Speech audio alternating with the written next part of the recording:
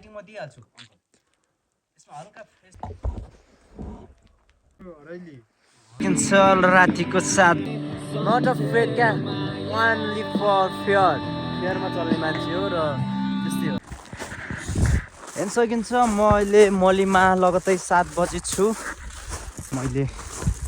के भने मैले गर्न सक्ने चलाउँ भन्ने सोचमा चल्ला सबैले मलाई नै गलत सम्झिँदाखेरि अब यही हो अब नाइट क्याम्प 7 PM भइसकेको छ र अब घर चाहिँ कसरी पुगिन्छ थाहा छैन कस्तो लागिरहेछ त छैन त पिस हेर्न त खोज्यो नि अघि न है टक्क होइन हिमाल बालेकै बनान्ने अब म भिडियो बनाउँदैछु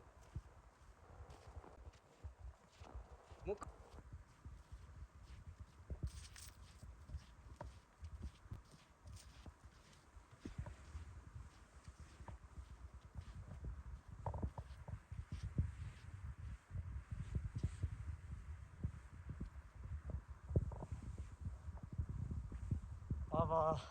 म अहिले मली गहिरामा छु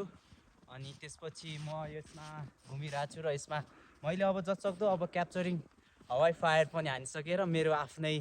च्यानल छ मेरो आफ्नै च्यानलको नाम चाहिँ ओ नेटो यात्री भन्दा पनि मिल्छ अहिलेसम्म गरिरहेको छु र यो मुकुट हिमाल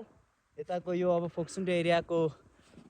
एरिया छ अनि यो चाहिँ अहिले घोडाहरू चढिरहेको छन् घोडाहरू चाहिँ अनि यो मैलीको गहिरोमा हिउँ चाहिँ अब लगत्तै कमी चाहिँ रहेछ अब सर्टमा चाहिँ देखाउँला let's see you can do या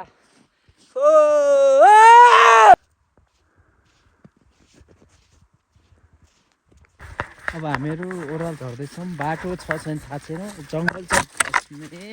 रहेछ सकिन्छ अब हामीहरू ओह्रालो झर्दैछौँ अर्को ठाउँमा जानलाई बाटो चाहिँ रहेनछ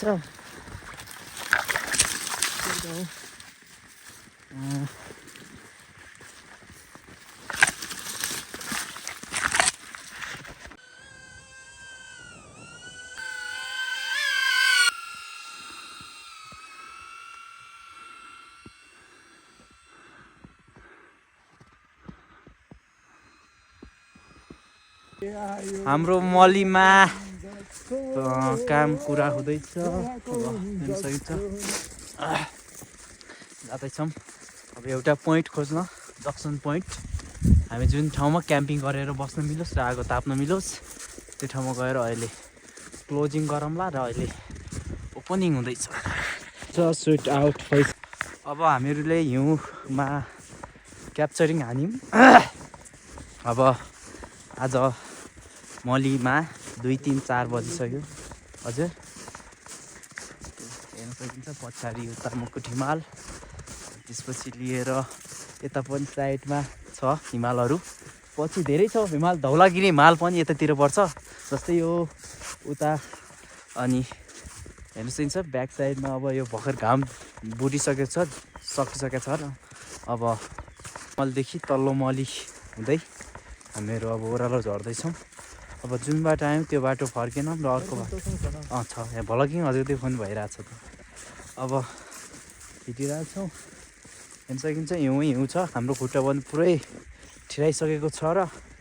हामी हिँडिरहेछौँ ओह्रालो खुट्टा वाइल्ड भन्दा वाइल्ड हामीहरूले अब है क्याम्पिङको लागि दाउरा खेराइदिएर अब एउटा पोइन्टमा बस्ने निदो गर्दै हामीहरू यहीँनिर बस्छौँ अङ्कल त्यहीँनिर हजुर